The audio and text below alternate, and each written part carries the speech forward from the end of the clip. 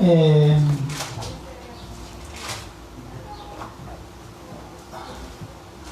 Hoy día vamos a seguir con un tema, y ese tema es, ¿cuál es?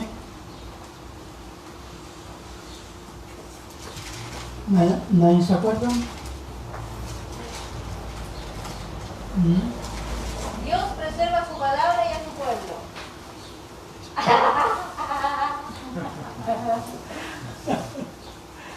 La Reforma, parte 2. Amén. Amén. Bien, hermanos. Una de las cosas que quería explicarles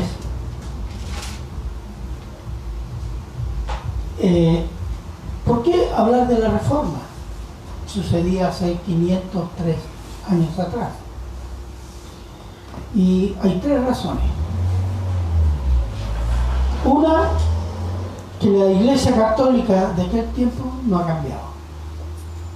En su doctrina y en sus modos de operar en el mundo son exactamente iguales. Eso es lo primero. Lo segundo, que muchos aspectos doctrinales y corruptos de la Iglesia Católica Romana han entrado a la Iglesia Evangélica. Y tercero, están en juego las almas. Son las tres razones por qué se hace necesario hablar de la Reforma de hace 503 años atrás. La vez anterior hablamos de, brevemente, cómo la Iglesia Apostólica, después de los primeros padres, principios del año 300 después de Cristo, Constantino, emperador romano, decreta la tolerancia al cristianismo. Algunos años después, 380, el rey Teodosio la declara religión del Estado romano, religión oficial del Estado romano. Y en el año 476 después de Cristo, caída, derrumbe del Imperio Romano Occidental, y lo único que queda en pie de ese imperio es la Iglesia Católica.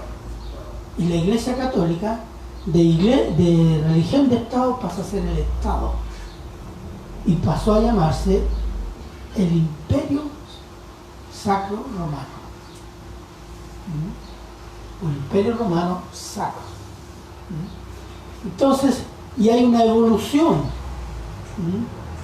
en la práctica, se transforma en un Estado, ya no es una religión de Estado, una religión, cambia su doctrina y se transforma en un ente político, religioso. Y esa evolución es la que todavía está presente hoy día en lo que conocemos como Iglesia Católica Romana. Entonces quiero retomar, y esta vez, ¿qué es lo que voy a hacer? Voy a tomar algunos aspectos que parecen específicos o muy detallados para que podamos palpar, hermanos, qué significaba vivir bajo el dominio de la Iglesia Católica Romana en aquellos años. Y cómo está ya la Reforma. Vamos a ir. Y vamos a orar primero. Amén. Oremos. Padre bueno, eterno y misericordioso Señor, pedimos y rogamos, Señor, que el Espíritu Santo nos esté guiando en su palabra, para que en esta historia, la historia de la Iglesia y sus luchas, la podamos atesorar y aprender para las luchas que hay hoy día y las que tenemos que afrontar como Iglesia de Jesucristo. Padre eterno, quedamos en sus manos y todos se lo agradecemos en Cristo Jesús. Amén. Ya leí el versículo, Mateo 16, del 15 al 18. Hay una promesa ahí, dice: yo edificaré mi iglesia y las puertas del Hades, o el gobierno de las tinieblas, no prevalecerán sobre ella. Es una promesa. Amén. Amén. Entonces, el totalitarismo del dominio católico romano en Europa desde el siglo VI hasta el siglo XVI creció, el catolicismo romano creció como estado político en alianza con reyes que eran más fuertes y dominando a los reyes más débiles. Es una práctica que todavía existe. En este proceso de crecimiento como estado político de Europa, sucedía que los reyes de Europa debían pedir la bendición pública del Papa para asumir su trono, su gobierno. Para lo cual los reyes pagaban lo que se llama ofrendas. Hoy día se llamaría coima. Pero pagaban ricas ofrendas para que el Papa los bendijera. ¿Por qué? En el caso, lo voy a explicar después, pero en el caso de reyes fuertes, con grandes ejércitos y controlaban grandes territorios, el papado se sometía a ese poder. Se sometía incluso yendo a coronar reyes, los cuales era muy bien aceptado. Entonces, se sometía por un interés de ser parte del vencedor, ser parte de los dominadores. Esa actitud, hermano, no ha cambiado en la historia. Solo el último hecho, y vamos a hablar del siglo XX brevemente. En el año 1933, el Vaticano firma un acuerdo con el canciller alemán. ¿Quién era el canciller alemán? Don Adolf Hitler. Y eso legitimó a nivel de Europa un personaje que era rechazado en toda Europa. Pero a la vez, el nazismo alemán ocupó y usó la Iglesia Católica para expandir su política en toda Europa. Y así fue mientras Alemania ganó la guerra. Cuando ya la guerra la estaba perdiendo Alemania y era evidente que la iba a perder, la diplomacia vaticana establece una serie de lazos con los aliados, sobre todo con Estados Unidos. Y se establece una alianza del Vaticano con Estados Unidos. ¿Por qué? Porque Estados Unidos era el vencedor del país más fuerte entre los aliados occidentales, porque el otro era la Unión Soviética. Entonces, incluso más, el primer Concilio Vaticano, año 62, declara, entre las tantas cosas, que los evangélicos ya no son herejes, son hermanos separados. ¿Por qué? Porque la potencia hegemónica es Estados Unidos, y Estados Unidos es protestante. Esa es la Iglesia Católica. Así se transformó en un poder político supranacional en Europa desde el siglo VI hasta el siglo XVI. Y así ha continuado a operar a través del tiempo. Yo les mostré este ejemplo que podemos rastrearlo en la historia contemporánea. No vamos a ir a los reyes, no. Es historia de ahora. Para que entendamos qué cosa, la esencia del catolicismo romano.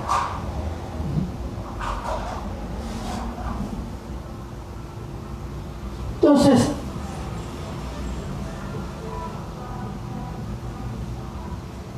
y en ese periodo de la guerra, que los alemanes estaban asesinando judíos, los católicos, los evangélicos, la Cruz Roja y los demócratas guardaron silencio porque se sabía lo que se estaba haciendo. Después está el gran escándalo.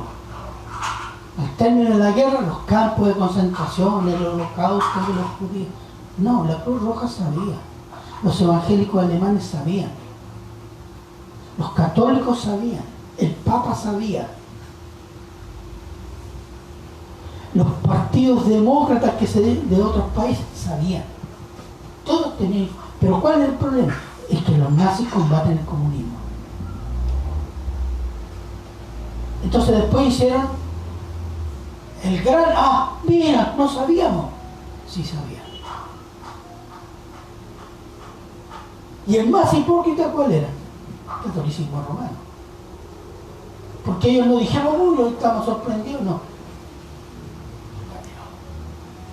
Porque sabían perfectamente qué es lo que era el nazismo alemán. Era su aliado, porque era el vencedor. Ahora después fueron los vencedores los norteamericanos, ahora eran aliados de los norteamericanos.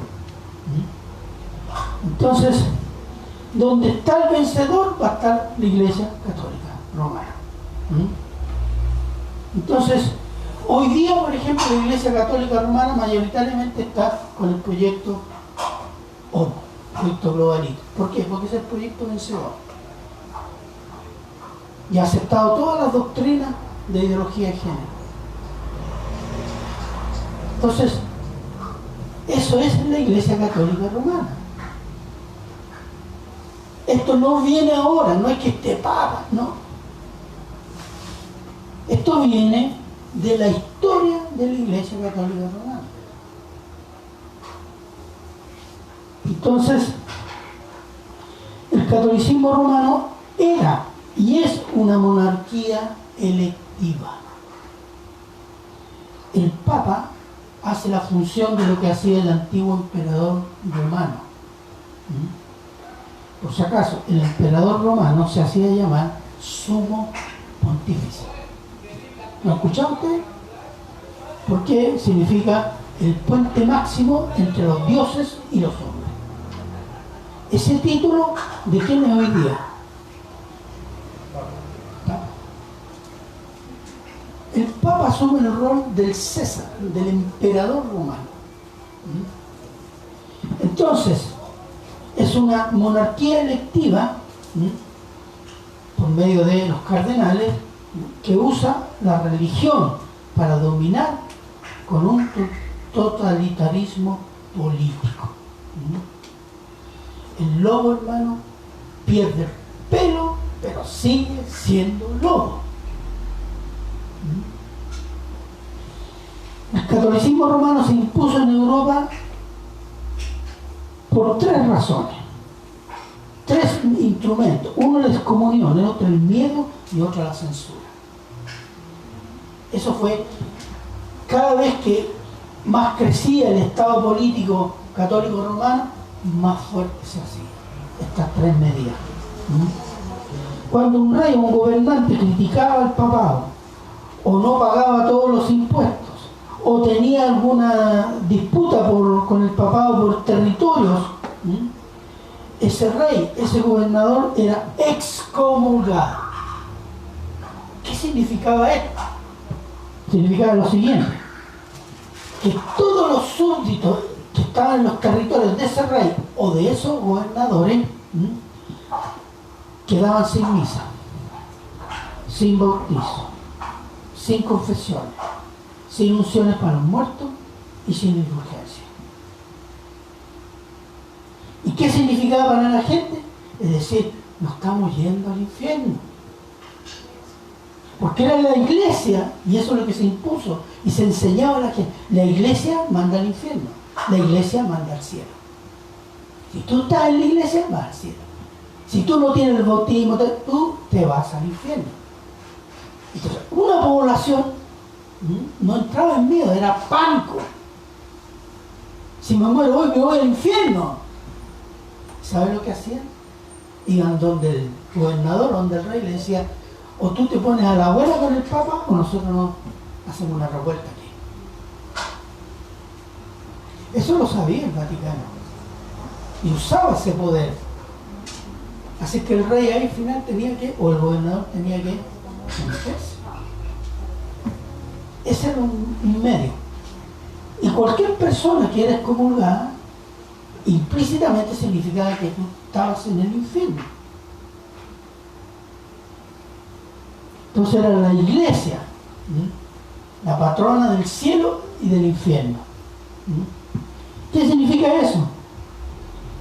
El concepto que hasta hoy día este Papa ha dicho fuera de la Iglesia Católica no hay salvación.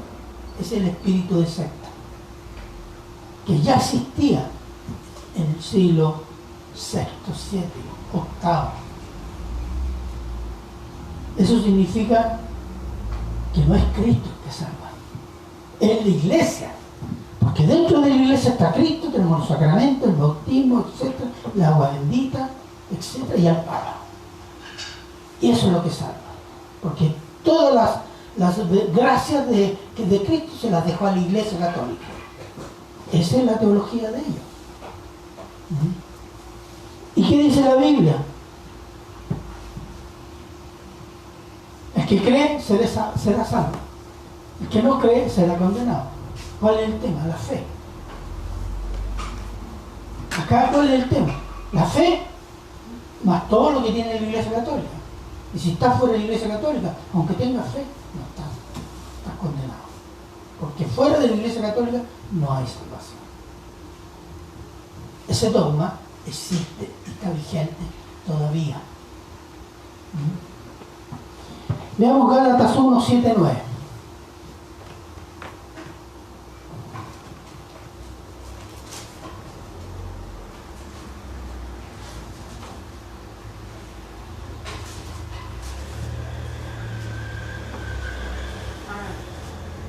Gálatas 1, 7, 9. ¿Quién lo puede leer? Fuerte y claro. No que haya otro, sino que hay algunos que os perturban y quieren pervertir el Evangelio de Cristo. Mas, si aún nosotros o a un ángel del cielo os anunciare otro Evangelio diferente del que os hemos anunciado, sea anatema. Como antes hemos dicho, también ahora lo repito, si alguno os predica diferente Evangelio del que habéis recibido, sea anatema. Entonces, ¿cuál es el Evangelio? Cristo se hace hombre, muere en la cruz, paga por nuestros pecados, y yo tengo acceso a la salvación por la fe en la persona y obra de Cristo. Punto. ¿Qué tiene la Iglesia Católica? ¿Otro Evangelio? Son malditos. Son malditos. Pueden venir con todas las vírgenes y con todos los inciensos y con todas las palabras melifluas, así bien santurronas, pero por doctrina, porque están rebelándose contra el Evangelio, son malditos. Y su doctrina maldice a todos los que los siguen. Ese fue uno de los instrumentos que usaron, la comunión. El otro que dije, el miedo a la población, el miedo a ser quemado vivo, público, el miedo a que le quitaran las propiedades. Eso era porque a los críticos, a los predicadores herejes, es decir, bíblicos, los avergonzaban públicamente. Y eso le daba miedo a la gente, porque no solo te azotaban, o te torturaban, o te quemaban vivo, te quitaban las propiedades. Si tú eras uno medio rico, te quitaban todo. Y nadie podía. Y eso entonces se presentaba como una fuerza omnipotente ante los ojos del pueblo. Y eso daba miedo, ¿o no? Dígame que no. Entonces el catolicismo romano gobernaba como los reyes del mundo. ¿Cómo gobiernan los reyes del mundo? Jesús le dijo a los discípulos, ustedes se lo harán como los gobernadores, los reyes del mundo, que se enseñorean. Ustedes, el que quiere ser el primero, tiene que ser el último, tiene que servir. El catolicismo romano se sirve de la gente, porque es una entidad político-religiosa. Y el tercer elemento es la censura. No solo de cuestiones científicas que podían contradecir lo que ellos interpretaban de la Escritura, sino la Biblia misma. La Biblia fue traducida al latín por Jerónimo a fines del siglo IV. El latín en ese tiempo era un idioma relativamente popular, por eso se llama Vulgata Latina. Pero a los pocos años el latín desapareció como lengua popular y quedó restringida al catolicismo romano, que lo asumió como lengua oficial. Entonces ellos decían, hay 3 lenguas sagradas: el hebreo, el griego y el latín. Y ellos estudiaban, los que la estudiaban obviamente, estudiaban la Biblia en latín. Y todavía el idioma oficial del Vaticano es el latín. Entonces,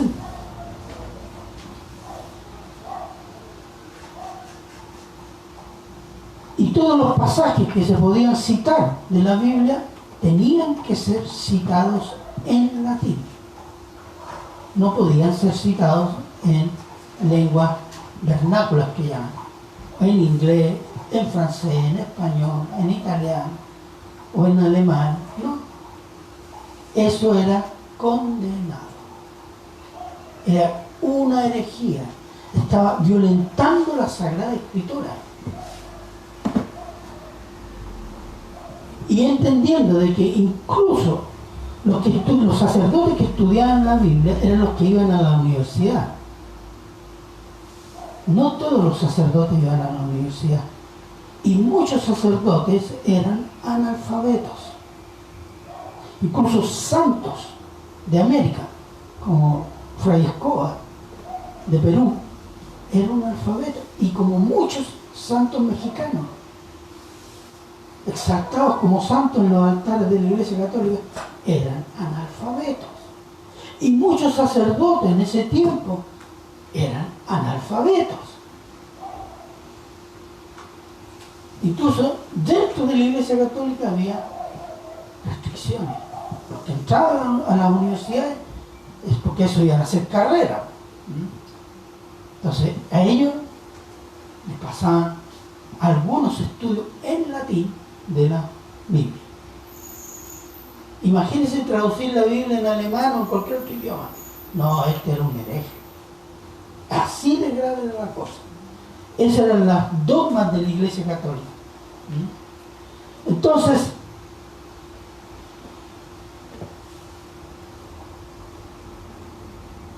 estos 3 elementos, la excomunión, el miedo y la censura, fueron instrumentos de dominio de gran parte de la población de Europa, en común acuerdo o en alianza con los gobernadores y reyes de Europa. Y como ustedes saben, cuando hay ignorancia en el pueblo, las autoridades se pueden hacer lo que quieran porque son autoridades. Pero cuando los curas se pusieron a leer la Biblia, ¿cómo terminó la reforma? Al que quedó vivo, porque a los otros, como hablé el domingo pasado, los quemaron vivos. Porque empiezan a entender dónde está la verdad y dónde está la mentira. La ignorancia nos hace perder de vista eso. Incluso más, cuando estalla la reforma, hubieron arzobispos y cardenales que estaban muy preocupados por la revuelta, pero la preocupación fundamental es que la gente está leyendo la Biblia. Esto es grave. Y la están leyendo en su idioma. Además que los reformadores no predicaban en latín. Predicaban en su idioma de la gente corriente. Y esta gente estaba asustada. Como dice, la verdad nos hará libre. Pero la ignorancia nos hace esclavos.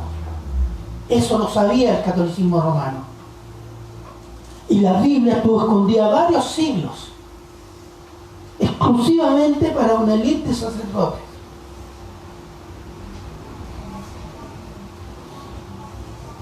Otro elemento del catolicismo romano es la burocracia romana.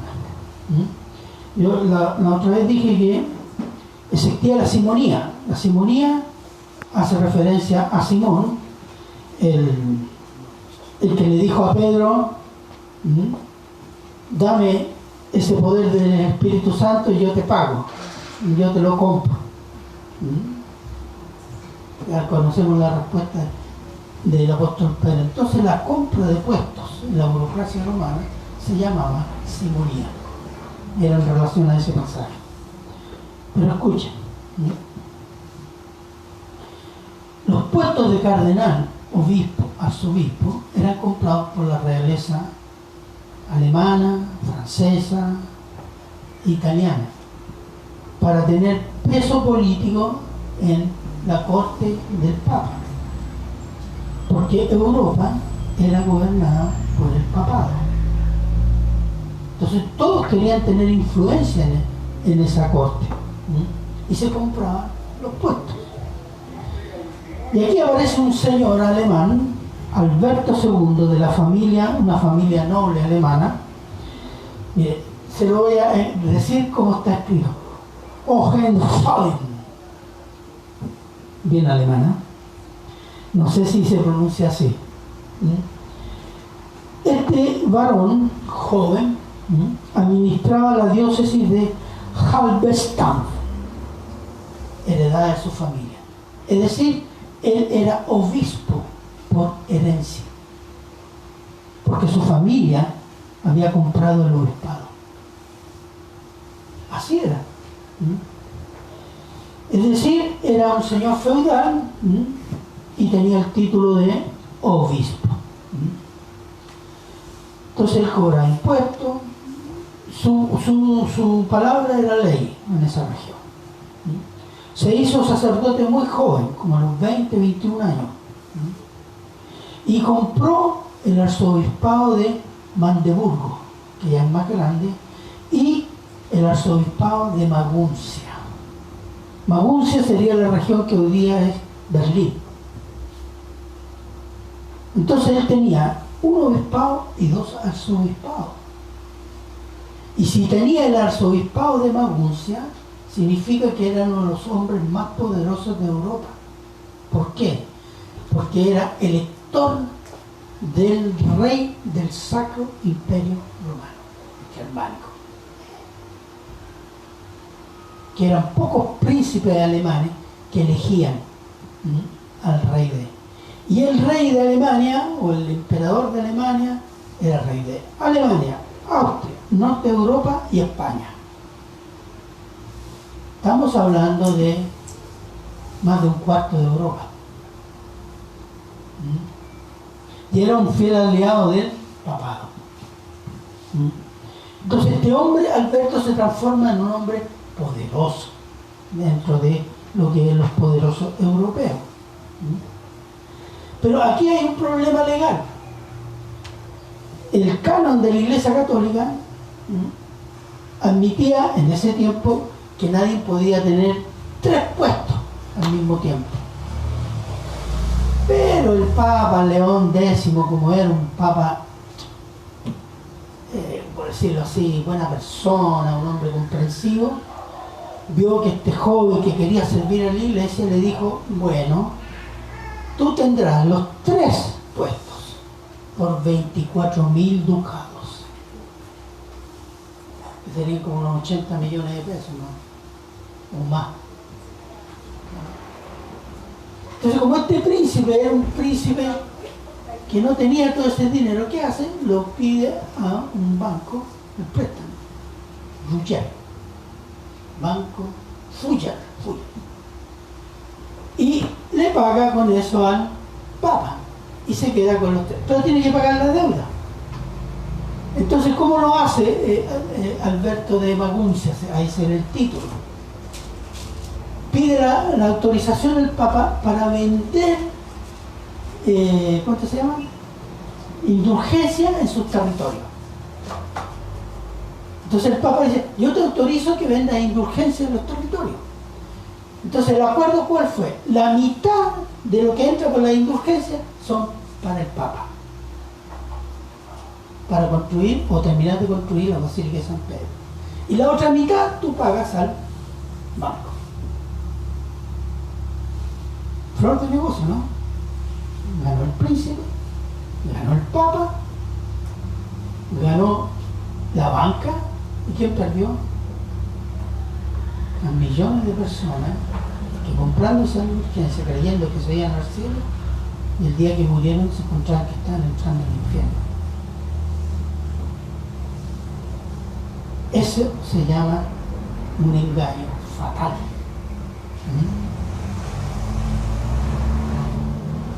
Entonces, no termina ahí. ¿Por qué? Porque la región de Magún se limita con Sajonia.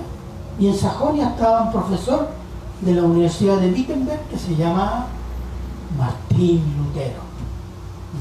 Martín Lutero, es interesante reconocer su crisis. Él sufrió una crisis espiritual muy grande. Entonces, ¿la crisis en qué consistía? La justicia de Dios. Martín Lutero decía, a ver, aquí noté algo que dice,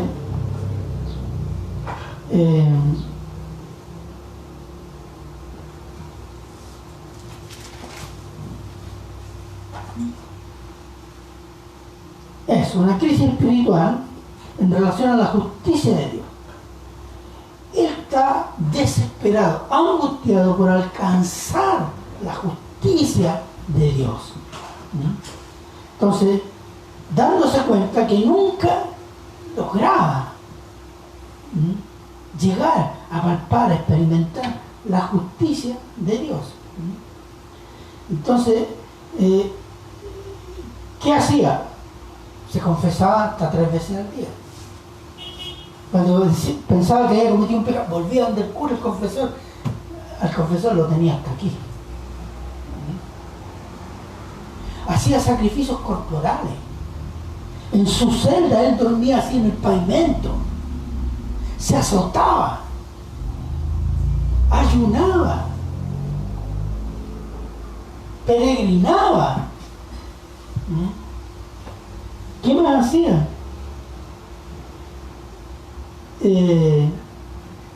Oraba con angustia. Clamaba así desesperadamente. Una vez un profesor o su mentor le preguntó: Lutero, ¿amas a Dios? ¿Sabes lo que dijo Lutero? Odio a Dios, odio a Dios. Yo lo diría por aquí. Y dice, ¿por qué? Porque me exige ser justo y nunca está satisfecho y siempre me condena, haga lo que haga.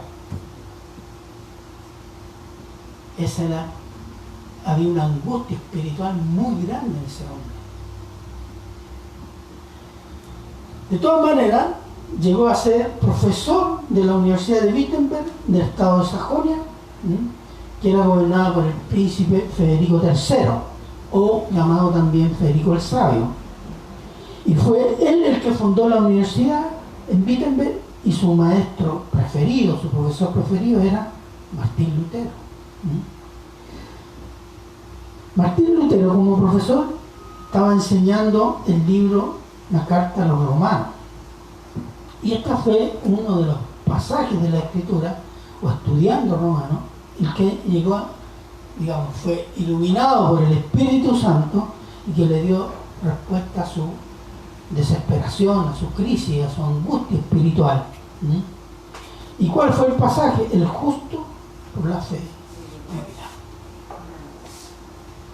Cuando él entendió eso, iluminado por el Espíritu Santo, se le abrió el mundo. Entonces, ¿cuáles fueron sus conclusiones? La salvación es por fe en Cristo y no por penitencia ni indulgencia. Que la justicia de Dios es por la fe en Cristo y no por la compra de las indulgencias papales. Y que la santificación en Cristo es por vivir en las Escrituras y no por llenarse de reliquias y objetos y azotes. Y esto lo empezó a enseñar en la universidad y empezó a ser conocida como un cura medio rebelde, medio extraño. ¿Se fijan? Porque la gente está habituada a algo y este enseña algo un poco raro, este curita. Pero como dije antes, la región donde se estaban vendiendo la indulgencia, esto lo supo Martín Lutero. Y con esta idea que la salvación es por fe, él se va a meter en esa región y comienza a predicar a la gente, a decirle, no, si la salvación es por fe, no compren esto. Pero ¿qué es lo que vio? La gente con qué ahínco, en deseo, compraba esto para salvarse. Y se dio cuenta del tremendo engaño hacia personas que no sabían nada. Y esta reflexión es lo que hace llevar a Martín Lutero a escribir las 95 tesis. Y el día 31 de octubre de 1517 las clava en el portón, que es el diario mural de la universidad, de la catedral de Wittenberg. Ahora, las 95 tesis están escritas en latín. O sea, no era para todo el mundo, era para los estudiantes, los académicos. Porque ¿cuál era el propósito? Hay que cambiar la jerarquía, la iglesia está equivocada, tiene que cambiar. Ese era su propósito. Entonces hay que producir un debate, revisar la escritura. Uno diría, tan inocente que era. Claro, porque él confiaba en la iglesia que estaba y pensaba que era una iglesia cristiana. Y que su razonamiento, que venía de las escrituras, iba a ser aceptado.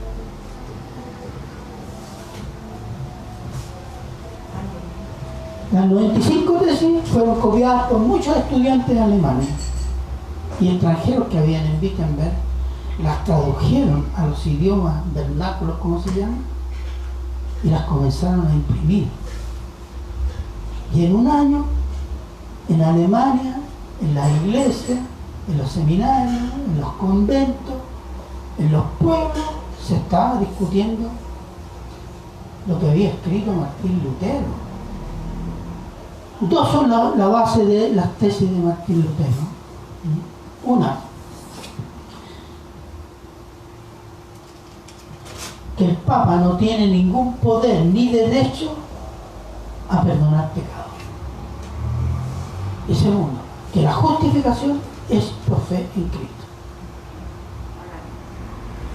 Ese es el trasfondo de las 95 tesis. ¿Se puede imaginar lo que significó en ese periodo? Hay millones de gente, curas, seminaristas, gente del pueblo, gente ilustrada, que estaba leyendo eso. Es decir, está diciendo que el poder del Papa no es de Dios. Para uno es un hereje, pero para otros es Biblia.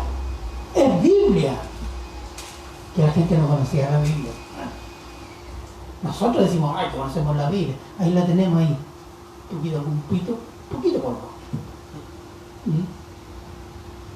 En ese tiempo nada. Y si conocían el latín, podían leerla. ¿Se acuerdan que le dije que Baldo, estamos hablando del año 1112, 1115, el comerciante francés que se convirtió, los trozos de Biblia que tenía en latín, y como él no conocía el latín, él contrató de contrabando a 2 eruditos católicos para que le tradujeran esos pasajes en latín al francés.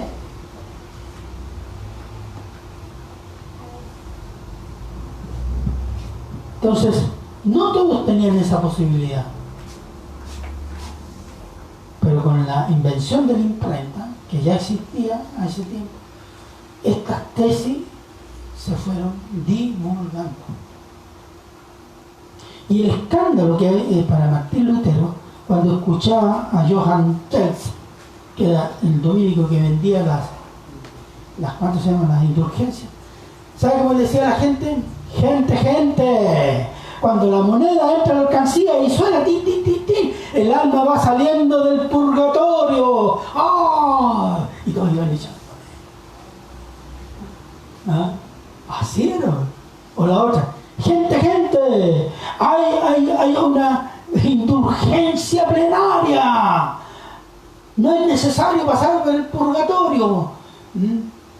la indulgencia más poderosa, sin más cara. Para que no pases por el purgatorio. Los ricos iban y compraban eso. Y los pobres, bueno, compraban menos y iban a estar un rato en el purgatorio después y se iban al cielo. Eso escandalizó a Martín Lutero. Cuando había entendido que la salvación es por fe, no, esto no puede ser. Entonces, ¿qué sucede? Martín Lutero se pone a escribir. Voy a mencionar algunos textos que escribió. Por ejemplo, y escribió en alemán, no escribió en latín, escribió para la gente, para que sabían leer, pero escribió en alemán. Escribió libros sobre la gracia, la fe y las indulgencias, papales basadas en la Escritura, que se difundían en Alemania, Francia, Inglaterra, Italia, España. Escribió a la nobleza cristiana de la nación alemana, donde recomendaba reformas religiosas y reformas políticas del Estado. Y escribió Preludio en el cautiverio babilónico de la Iglesia. Y eso hacía referencia a dos tiempos. Tiempo que la Iglesia en el siglo XIV tuvo 3 papas. Y pocos años antes de Martín Lutero, la Iglesia había tenido 2 papas. Y obviamente comulgándose cada uno mutuamente, como buenos hermanos, ¿no? Entonces, y escribió La libertad cristiana, que es uno de los textos tal vez más conocidos, donde exigía la completa unión con Cristo por medio de la palabra a través de la fe. Estos libros imprimidos y se repartían y se estaban traduciendo por toda Europa. En septiembre de 1520 el Papa, después de insistir, decía el chancho alemán, el borracho alemán, porque así lo llama el Papa, o sea, ellos no eran diplomáticos. Y Lutero decía el anticristo que está en el Vaticano. O sea, esas eran las relaciones. Entonces, en 1520 el Papa emitió una bula de excomunión de Lutero que lo declaraba hereje y excomulgaba a todo aquel que leyera sus escritos y los difundiera. Al mismo tiempo, excomulgaba a todo aquel que le brindase ayuda. Con un plazo de 120 días. Entonces Lutero, ¿qué hizo? Le envió al Papa su libro Libertad Cristiana. Y después, en diciembre de 1520, Lutero quemó una copia de la bula públicamente. Esto significó que él rompía, había roto con el catolicismo romano, sin darse cuenta, en todo caso. Y ante lo cual el Papa decretó una bula ejecutiva en lo inmediato de excomunión de Martín Lutero, y que fue emitida el 3 de enero de 1521. Solo la protección del príncipe de Sajonia, que gobernaba Sajonia en la región de Alemania, Federico III, lo salvó, porque ese príncipe protegía a su profesor regalón, a su profesor preferido, lo protegió, porque o si no, olvídese, de Martín Lutero habría sido el quinto eminente ilustre quemado vivo por rebelarse al Papa. Entonces, en mayo de 1521 se reúnen todos los príncipes y gobernantes del Sacro Imperio Romano germánico, con la presencia del rey recién electo Carlos V. Es lo que se llamó la dieta de Worms. Worms, región de la Renania, a orillas del río Rin. Vean un mapa, el río Rin es larguísimo, que se reuniría para tratar el problema más importante. ¿Cuál era? El problema de Martín Lutero, se llama el problema. ¿Por qué? Porque las enseñanzas de Martín Lutero estaban dividiendo el imperio y arriesgaban de dividir Europa. Así que el emperador Carlos V tomó el asunto en sus manos en la Dieta de Worms. Así de grave se había convertido la cosa. ¿Verdad? ¿Qué sucede ahí? Bueno, a Martín Lutero el mismo Carlos V le garantizó protección, es decir, que no se lo iban a hallar preso y lo iban a meter por ahí para después quemarlo vivo. No, él garantizó la protección para que se presentara Martín Lutero a la Dieta de Worms. Entonces, ¿qué sucede? Cuando se reúne la Dieta con todos los jerarcas, los príncipes alemanes y los jerarcas católicos, lo primero que se le pide a Martín Lutero es retractarse de sus dichos y de sus escritos. Allí no se reunieron para discutir si los escritos de Martín Lutero eran herejes, más o menos herejes, menos herejes o acertados. Le presentaron todas las suyas, sí, retráctese.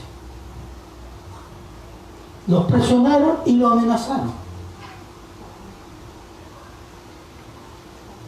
Si alguien ve la película, yo creo que la realidad debe haber sido mucho peor, porque usted tiene delante al emperador Carlos V, el rey más poderoso de Europa, y tiene los representantes del Papa, tiene el poder político puro y tiene el poder político religioso delante de usted diciéndole retráctate. Yo digo y yo creo que si no hubiera sido por el Espíritu Santo en Martín Lutero ahí se rinde.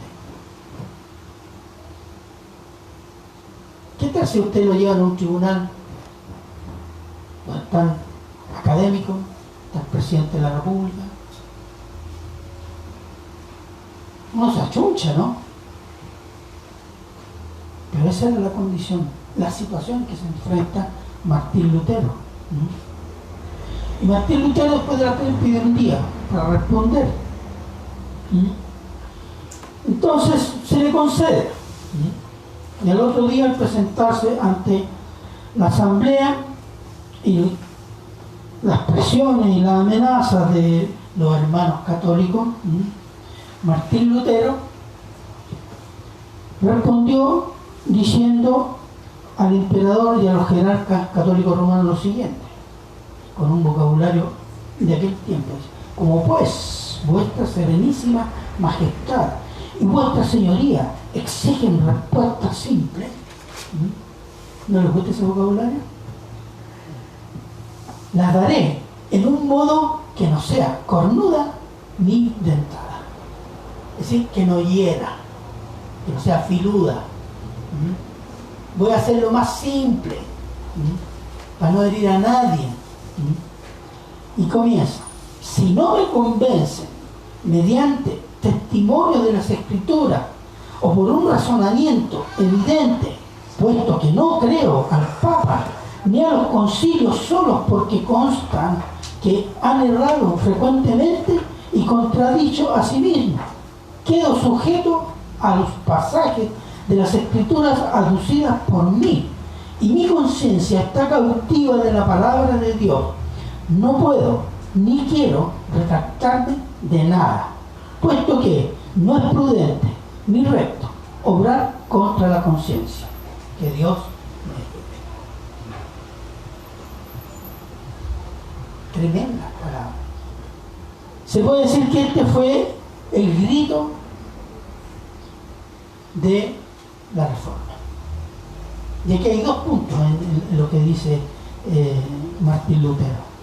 Uno es: la palabra de Dios es suprema sobre la vida del cristiano y sobre la iglesia. Y segundo, la libertad de conciencia del cristiano.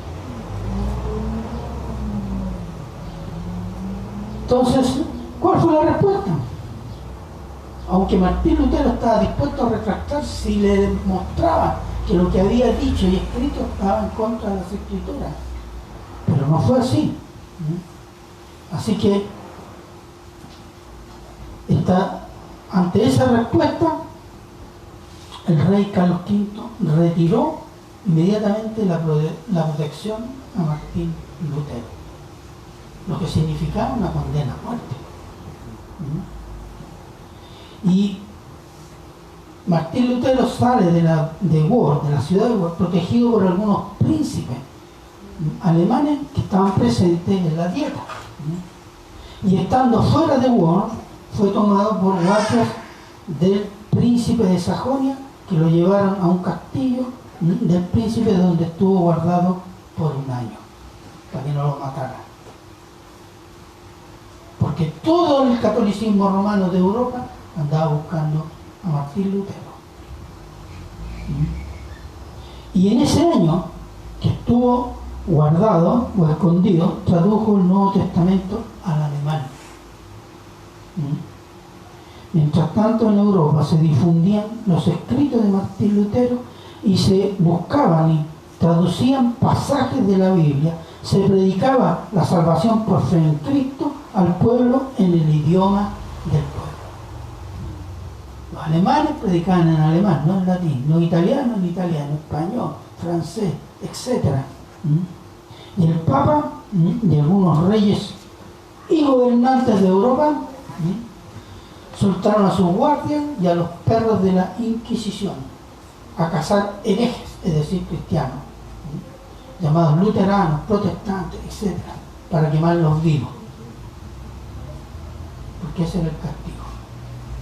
Ahora, esto es historia, hermano. Esa historia no la pueden borrar los católicos. Y tampoco vamos a permitir que la olviden algunos evangélicos, que ahora andan diciendo que los católicos, la Iglesia Católica es una iglesia hermana. Con esa hermana yo me quedo con mis enemigos. El catolicismo romano es una secta político-religiosa de carácter pagano con vocabulario bíblico. Eso era en aquel tiempo y eso es hoy.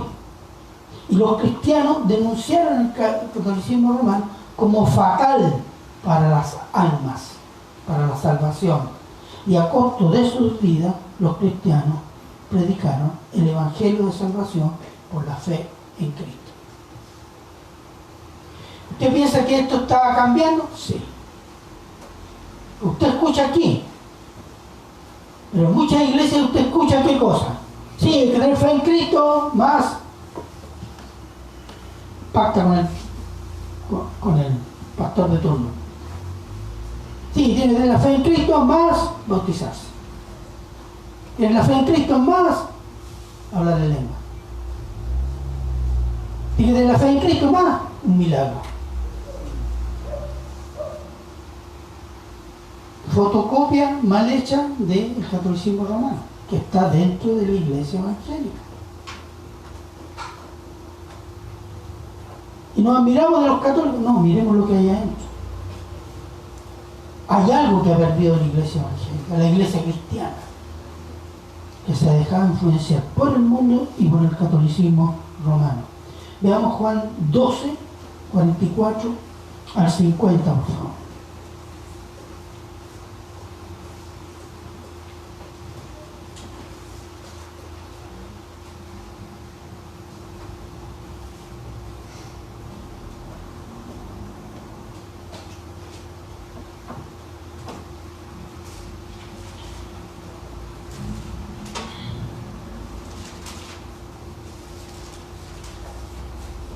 ¿Alguien lo puede leer, por favor?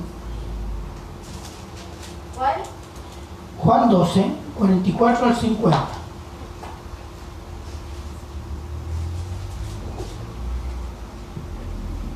Amén. Jesús clamó y dijo: el que cree en mí, no cree en mí, sino en el que me envió. Y el que me ve, ve al que me envió. Yo, la luz, he venido al mundo para que todo aquel que cree en mí no permanezca en tinieblas. Al que oye mis palabras y no las guarda, yo no le juzgo, porque no he venido a juzgar al mundo, sino a salvar al mundo. El que me rechaza y no recibe mis palabras, tiene quien le juzgue.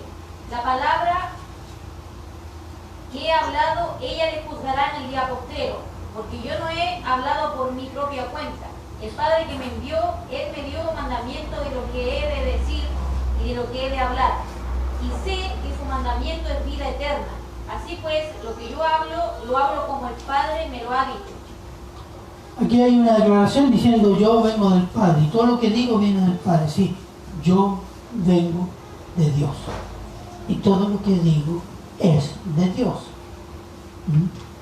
Y se puede resumir en 4 puntos. Cristo es la luz de Dios. El que rechaza la palabra de Cristo será juzgado por la palabra que ha rechazado.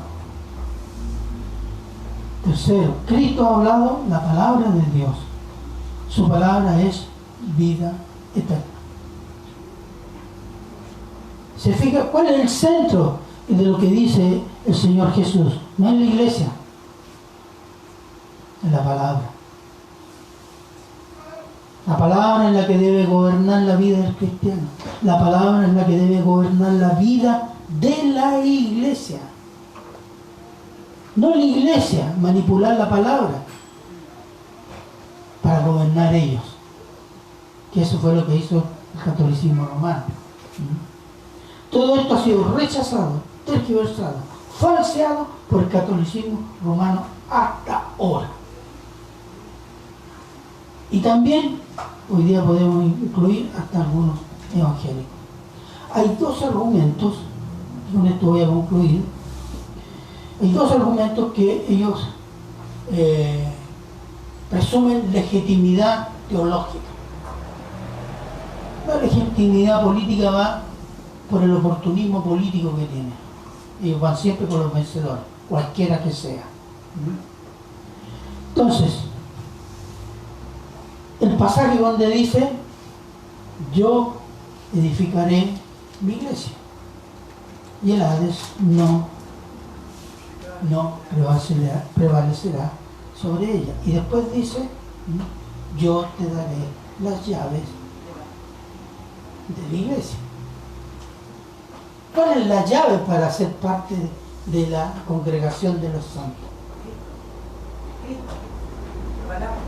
El Evangelio. El Evangelio, porque yo creo en el Evangelio, estoy en Cristo, soy parte del cuerpo de Cristo. Entonces la llave es eso. Entonces dicen los católicos, Cristo le dio toda la gracia a Pedro, y Pedro en la iglesia. Porque Pedro es la piedra sobre la cual y Cristo construyó la iglesia. Tú eres Pedro, y sobre esta piedra construiré mi iglesia.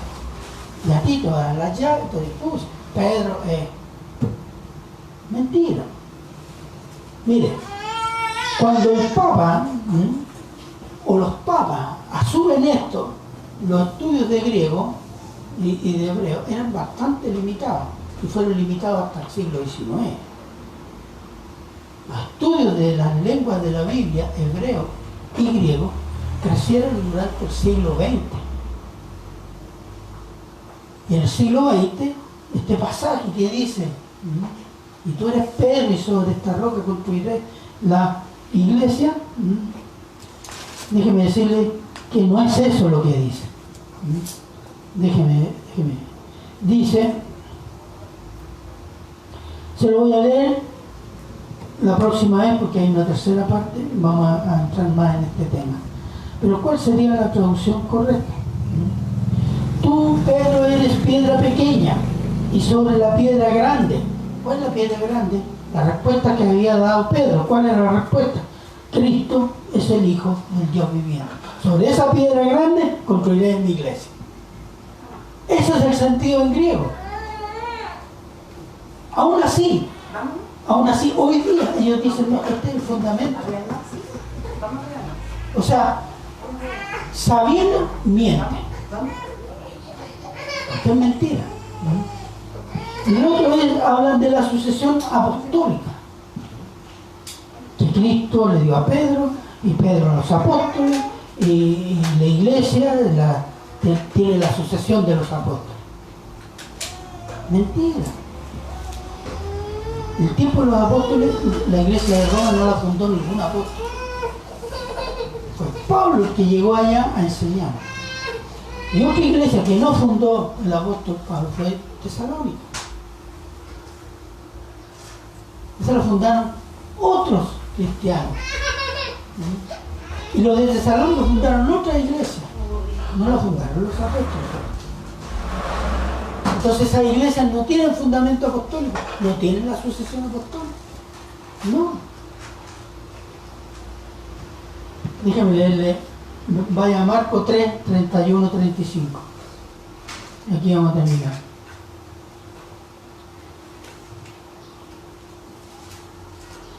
Marco 3, 31 al 35.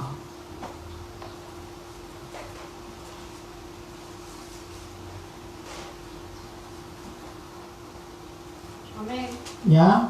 Vienen después sus hermanos y su madre, y quedándose afuera enviaron a llamarle. Y la gente que estaba sentada alrededor de él le dijo: tu madre y tus hermanos están fuera y te buscan. Él le respondió diciendo: ¿quién es mi madre y mis hermanos? Sí. Y mirando a los que estaban sentados alrededor de él, dijo: he aquí mi madre y mis hermanos, porque todo aquel que hace la voluntad de Dios, ese es mi hermano y mi hermana y mi madre. Eso es. Todo aquel que hace la voluntad de Dios es mi pariente. Y si mi pariente funda una iglesia, ¿en base a qué? A la palabra de Dios, tiene un fundamento sólido. No es el fundamento apostólico. El fundamento apostólico es la palabra de Dios, es el evangelio, el testimonio de Cristo que tenemos en los 4 evangelios. Ese es el fundamento. Y si un cristiano que cree en Cristo por la fe toma ese fundamento y funda una iglesia, es tan apostólica como la iglesia que fundó el Espíritu Santo en Jerusalén hace 2000 años atrás. Pero a la gente, como dicen, ahora no pueden prohibir la lectura de la Biblia, no. Porque los evangélicos han sacado varias versiones, desde hace varios años ya, por no decir un par de siglos. Entonces ahora, ¿cuál es el concepto? Solo la Iglesia Católica tiene las capacidades y el derecho divino de interpretar las Escrituras. Eso es lo que dicen. Entonces todas las interpretaciones de los evangelios son herejes. Hoy día ya no nos llaman hermanos. Hoy día nos llaman las sectas evangélicas.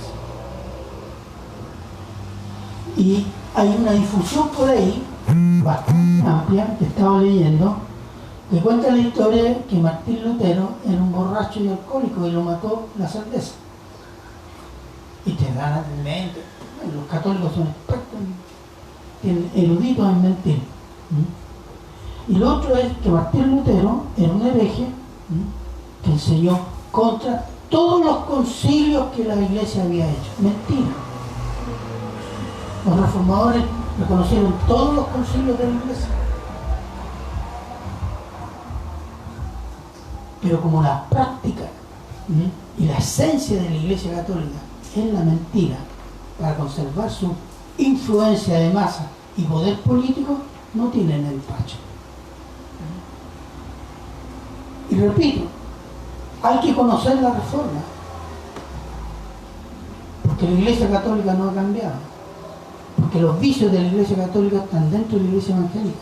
Y tercero, nos muestra cómo Dios ha preservado su palabra y su pueblo. Vamos a orar.